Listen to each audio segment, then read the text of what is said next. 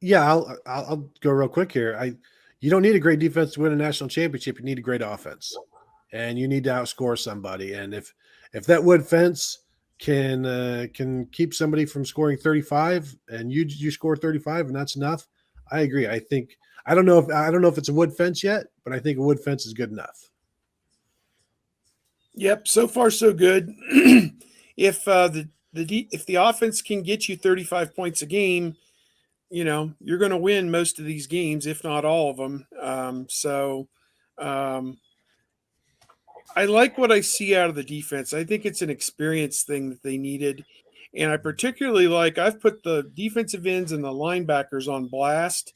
And this past week, although Zach Harrison didn't have any sacks, he was in constant chase of Tylea Tagovailoa, chased him into the arms of other people a couple times, which is almost the same as you getting the sack, basically.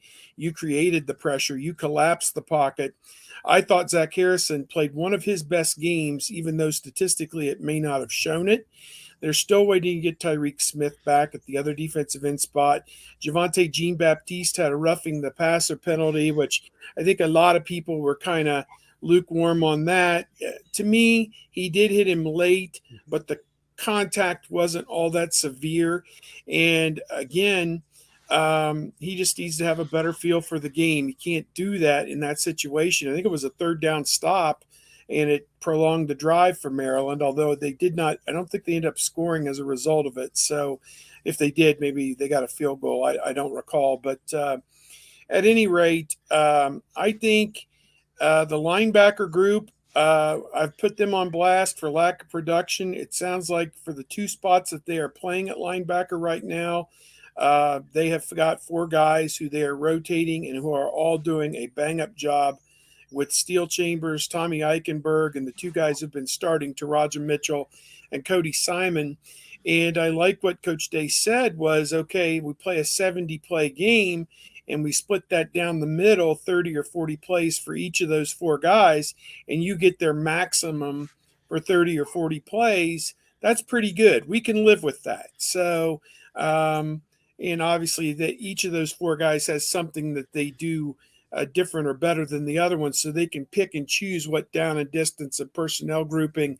If it's two tight end personnel, they can have this guy on the field or whatever. But you get my gist. Is that I'm seeing progress out of the two position groups on defense that I did not like, a game or two ago, that were just still not up to snuff, and now they're starting to play quality football.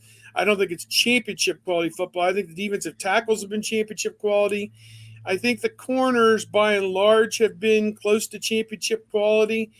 Safeties have been very good. Ronnie Hickman is probably the MVP of the defense right now, I would think.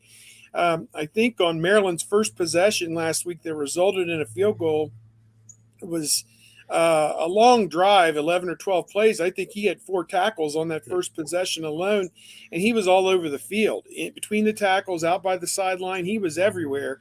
So more Ronnie Hickman is what I say. But Lathan Ransom has been kind of up and down a little bit, but I like it. I think that, with this week off to fine tune, get under the hood, and really delve into what they can do and what they can't do, and bring everybody along fundamentally. There were some tackling issues in this last game. The touchdown they gave up toward the end looked like somebody whiffed on the receiver at the line of scrimmage. It was kind of a bubble screen. And then Bryson Shaw, of course, that was Raheem Jarrett, I believe. And he's a big, strong receiver, and he just kind of warded off Shaw going down the sideline, and maybe an unfair fight there. But at any rate, got to do a little better with the tackling. But 17 points to Maryland, that's no disgrace in that. No. To cover a couple of the linebacker questions, because I think it's all encompassing. One was about Poliano Teote and maybe getting some more time. For me, it's just he's been the Sam linebacker, and obviously they couldn't give him too much in camp because they didn't know if he was going to play. So they had to give the most of the stuff to the guys who were going to play. Now I don't know if he is still that Sam because he was out and he didn't really play last week.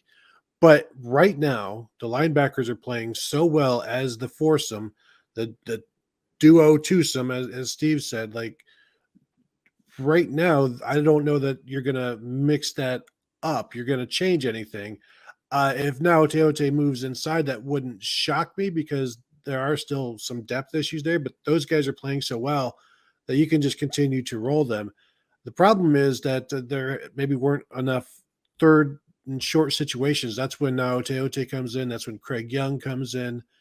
And so really it's just situational in terms of how often he'll play and just happenstance basically where are there third and shorts, then he'll probably come in and be that third linebacker. But when it's a normal down, they don't do three linebackers. So that's going to limit now Teote. And if he moves inside, that's going to limit him even more because you've got four guys who are playing well there right now. And one of those guys is Steele Chambers, who I believe was the player of the game defensively for the Buckeyes against Maryland, and with good reason. It's funny to see guys miss tackles, and then he comes in out of nowhere to clean them up.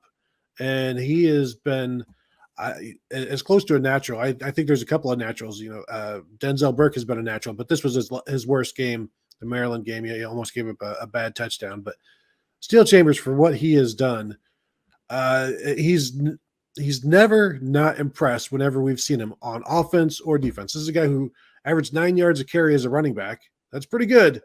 And now is averaging, 6 or 7 tackles in limited minutes as a linebacker and brings guys down, is where he should be, does what he should do, and is only going to get better. And he kind of reminds me a little bit of Brian Shazier, and you wonder what he could have been if he had been a linebacker from the get-go. And he doesn't like talking about that because this is the path he chose, so why look back?